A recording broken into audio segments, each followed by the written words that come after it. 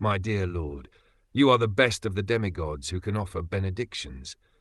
Why, therefore, should any learned person ask you for benedictions meant for living entities bewildered by the modes of nature?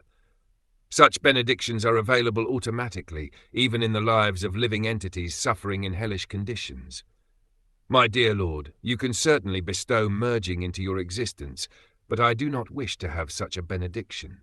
There are different kinds of benedictions according to a person's demands.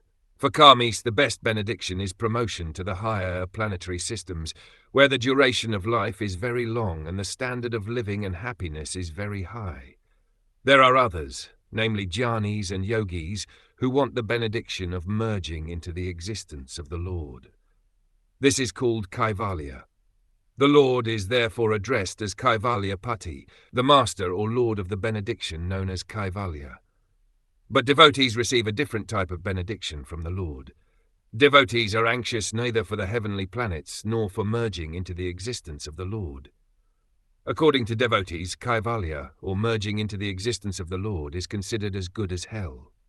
The word naraka means hell. Similarly, everyone who exists in this material world is called narak, because this material existence itself is known as a hellish condition of life. Prthu Maharaj, however, expressed that he was interested neither in the benediction desired by the karmis nor that desired by the jnanis and yogis. Srila Prabhupada Sarasvati Prabhu, a great devotee of Lord Chaitanya, described that Kaivalya is no better than a hellish condition of life, and as for the delights of the heavenly planets, they are factually will-o'-the-wisps, or phantasmagoria. They are not wanted by devotees.